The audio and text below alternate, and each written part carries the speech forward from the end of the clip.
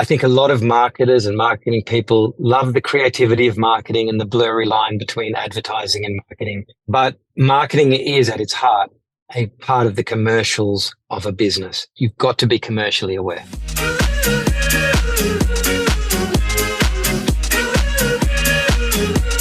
Jobs in AdTech. If you're looking for a new role in the industry, there's only one place to go.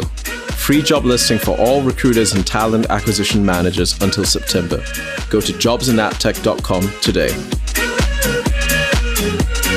Jobs in AdTech.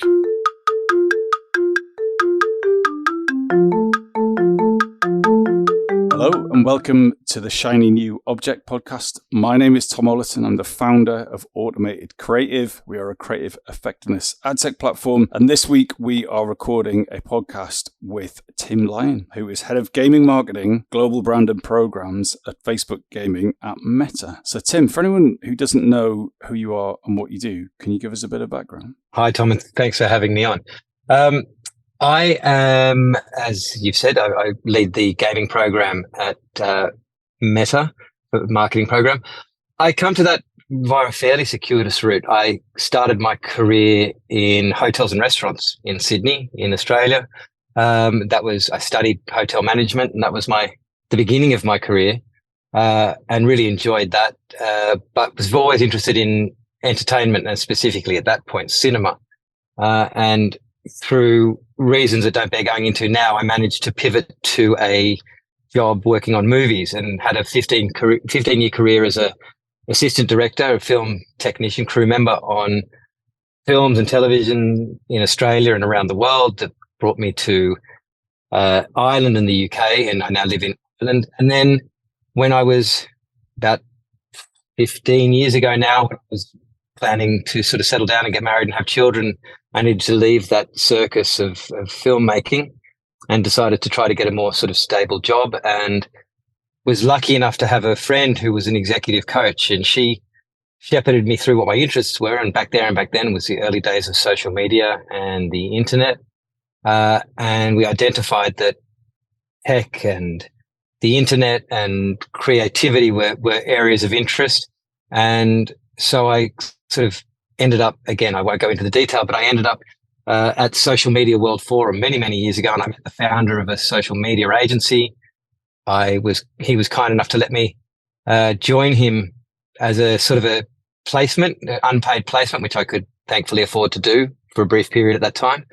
And through one thing or another, that led to a contract role at Sony Electronics in London as the head of social media there, or certainly as a beginning as a social media contractor. That led to the head of social media role for all of Europe and a full-time position at Sony.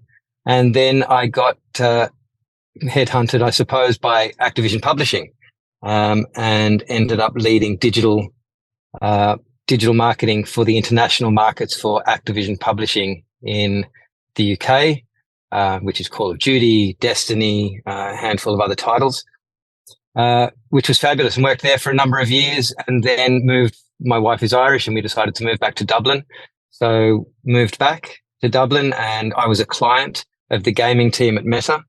And so I tried to leverage those contacts. And again, there's a good long story about the interview process and the jobs I went for at Meta, and then the job I eventually got, but perhaps that's for another time.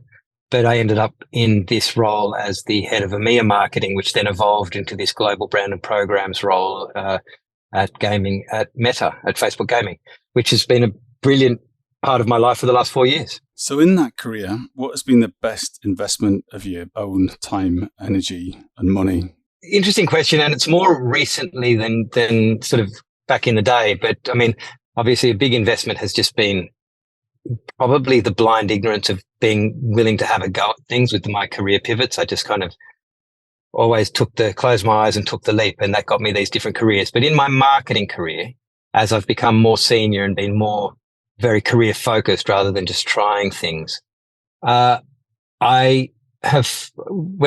mentioned moving back to Dublin after I wrapped up the role at Activision, for which I was commuting for about 6 months back and forth between London and Dublin. And then when that role finished, I was not working. I was in Dublin, and I thought, mid-40s, And I thought, if not now, when will I get fit? And I invested in health training, gym, something I'd never ever done, joining a fitness club.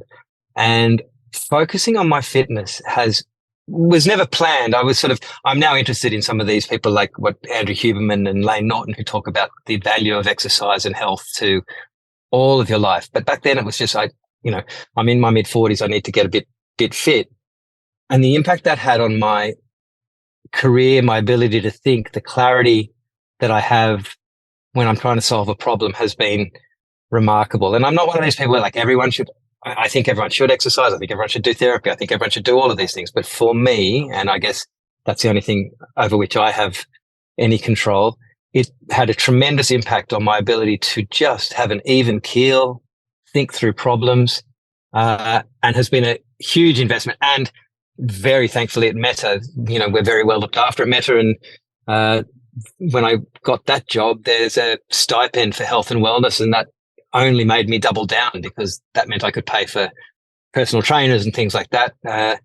And I'm by no means a super fit. I'm not a triathlete or anything like that. I exercise 4 or 5 times a week, and what it does for my head more than my health is incredible.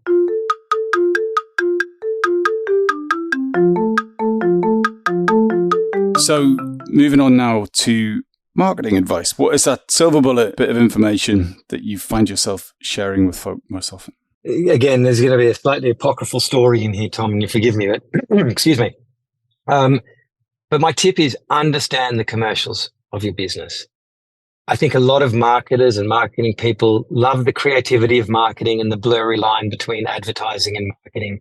But marketing is at its heart a part of the commercials of a business. Excuse me. I remember being at Stoney fairly early, as I said, in my marketing career, and myself and my team were planning some social marketing, and it was for the new Bravias. And someone on my team had proposed this competition. The Sony office in London is near the Mercedes track, and it was an F1 weekend. And we'd again, I won't go into detail, but we thought about a tie-in between F1, a competition, a track day for people, and then they'd come home to have a new Bravia and they could watch the Grand Prix on their new television, and that's what the winner got, sort of thing. And we thought it was a good enough idea. I have a big aversion to competitions. I mean, marketing's changed a lot since then, but I think you remember the engagement bombs of social marketing, anything for engagement, regardless of the impact. And I think that's at the core of this lesson. Anyway, we had to present, they just brought in a new head of Marcoms from Japan, who was a pretty serious guy, and we had to present the idea. And we presented this, we worked on decks and pretty pictures and how it was going to get good engagement, et cetera, et cetera. And he looked at us and he said, how many Bravias do we sell in Europe every year? And I didn't have a clue. My team didn't have a clue. We were completely disassociated from the commercial side of the business, from how the marketing was going to impact or be impacted by what we needed to do as a business. And that's the top tip for me. Is just you need to be dialed into what the commercial objectives are, not just the marketing objectives. And I think it's very easy, particularly with self-serve and digital and the ease at which you can get to market with marketing now compared to how it used to be with planning and buying and insertion orders and those sorts of things. And I mean, I know that MarTech and digital media is not new, but I still think it's very easy to get something out there. And that ease sometimes comes at the cost of disassociating from the commercials. So that's my top tip is you've got to be commercially aware. So that's a very interesting context for your shiny new object, which is gaming. So we both know what gaming is, but why is it your shiny new object in a marketing context? I think the scale is sort of staggering, and the diversity of what it is, the one word gaming doesn't really capture it in the same way that I suppose these days television doesn't really capture broadcast, streaming, et cetera, et cetera. But when I came from Activision, where we were working on Call of Duty predominantly and a couple of other titles, and it was the PlayStation 4 and the Xbox. I'm never good with my Xbox names because I'm a PlayStation guy, but the new consoles, the fourth generation of consoles had just been released, and, they're big financial, commercial items, those games and the console cycles. They're big deals in the whole media world, but certainly in the gaming world. Anyway, I thought I knew everything there was to know about gaming. Oh, sorry, that's slightly overstated, but I thought I was well versed in what gaming was and the gaming market, et cetera, et cetera, et cetera. And then when I got this role at Meta, it was Facebook at the time, but at Facebook Gaming, and I started there, I very quickly realized how little I knew, because 80% of the market is mobile, not just Facebook's, but globally. 80+% of the gaming market worldwide, which is now about 150 billion annually, give or take, is mobile games. And by virtue of being mobile games, it's not just the cliched teenage guy in his mum's basement playing Call of Duty or World of Warcraft.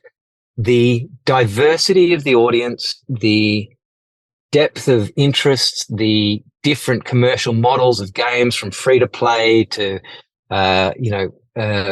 in-app purchase to subscription, and console, mobile, and it's a staggering, huge global audience of highly media connected people across from, again, as I say, it's a fairly broad church, but they're all fairly media connected people.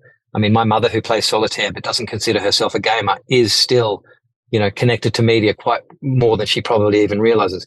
I think it's misunderstood or understood to use a very bad term, by brands and marketers more generally. I think it's dismissed. People think cinema, they think streaming, they think TV audience, not as marketing channels, but as media consumption habits.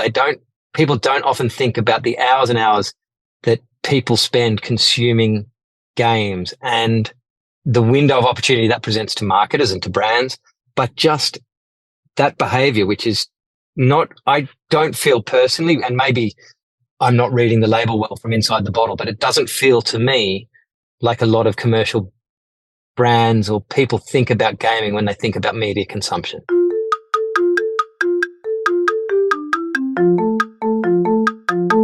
This episode of the Shiny New Object podcast is brought to you in partnership with MadFest. Whether it's live in London or streamed online to the global marketing community, you can always expect a distinctive and daring blend of fast-paced content, startup innovation pitches, and unconventional entertainment from MadFest events. You'll find me causing trouble on stage, recording live versions of this podcast, and sharing a beer with the nicest and most influential people in marketing. Check it out at www.madfestlondon.com.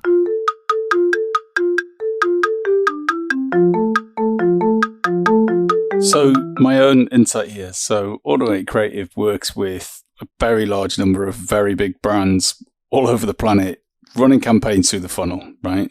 That's not an ad. That's just my context. No one's ever used the word gaming, not once in a single brief. No one's ever said, oh, this is going to go to a gaming audience, or it's going to go live on Twitch or this channel, or they've never been mentioned. And I am with you. I'm on your side of the fence. I think that gaming's ginormous and it's completely fractured and all of the great things that you mentioned. I'm not going to resell it to this audience. But why is it not in every single brief? Why, given the size of the audience, given the targeting that's available, why is it just not a given?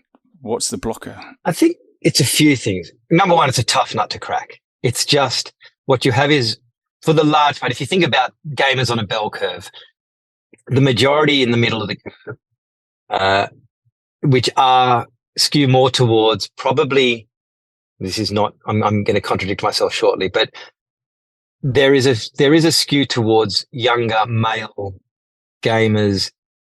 I hesitate to say that, but for the sake of this argument, this works to answer your question. And they are highly media literate. Let me put it this way. There's a large proportion of gamers who are highly media literate. I don't know if you remember, I'm sure you remember, but when ad blockers first came out, on PCs and sort of on the web, and the gaming audience were, particularly the PC gaming audience, were the first to adopt ad blockers and mobile ad blockers as well. They are just tuned in to what is, they overclock computers. They know they skew techie. They understand media in a way, not the way perhaps media professionals do, but they know what they like and they're discerning, I guess. So that's one thing. It's a tough nut to crack because you've got this sort of highly media literate audience. But you also mentioned fragmentation, but I think the reason people don't think about it is they do still think that it isn't a diverse, necessarily high value audience, in so much as if you think it is just young men on consoles, I would guess that the vast majority of people think of gamers and gaming as the console-based behavior, and consoles aren't an advertising channel. It's hard unless you get an IP partnership with, I don't know, Marvel Spider-Man, and you can get, there are some companies that are doing in-game ads as part of the game creative, like billboards in a city. Like if you think about Grand Theft Auto, and you can imagine someone doing actual branded billboards and outdoor advertising in that game. That's there, but that's tiny. But actually, the vast majority, as I said, 80+% of the addressable market are on mobile, which, as you said, Tom, is a really easily targetable, easily reachable audience. And actually, colleagues of mine at the Meta Audience Network at our ad tech platform did a study, and gamers who play mobile games are very open to advertising if it's a solid value exchange. If it's like, watch this ad and get free lives, free coins, levels up, they're very, very open to it. Yet it's only, and again, I don't have the percentage in my head, but the vast majority of users of in-game advertising in ad-supported games are other gaming companies, brands, and other they're not using it. Yet I can't stress enough the diversity of the gaming audience of, people of all, and actually, interestingly, we did a study in 2023. In 2021, we did quite a deep study of representation in mobile gaming, and it was a consumer study. And it's available. I can give you a link for show notes or something if you like, but it's available at the Meta for Business site. And how am I going to put this? The diversity of the gaming audience in terms of how people identify who play audiences, in terms of gender, race, all underrepresented groups, is probably, again, I'm making some assumptions here because I don't have the data in front of me, but it skews more diverse, and those harder to reach markets are actually probably easier to reach through gaming, because that's where a lot of people are spending their time who are, not sort of, I'm struggling with my phrasing to get this right, but it's a diverse audience. So the other reason, I suppose, to try to land this plane, that it's difficult is that people don't understand how diverse it is and how addressable the market is in mobile, because I don't think a lot of brands or marketers think about mobile advertising in game.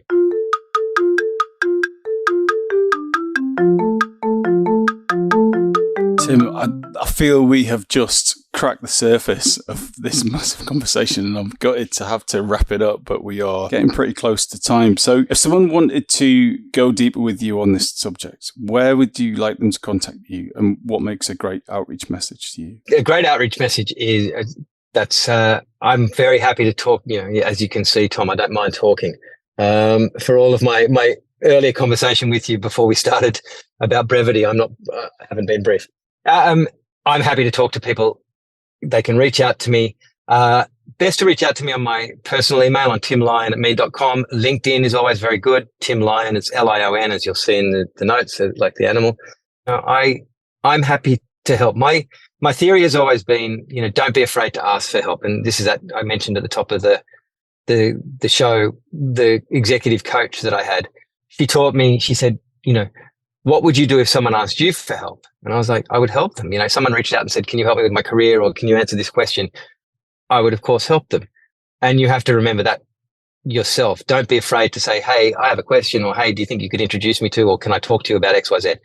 I'm happy, given the time and opportunity and my capacity to do it, to help people. So I don't need to be won over. I just, I hate to sound cliche, but authentic requests for conversation, I'm very open to. Tim, thank you so much for your time, and thanks for squeezing this in while you're on holiday. That says a lot about you, and thank you so much. It's an absolute pleasure. I really appreciate being on, Tom. Thank you.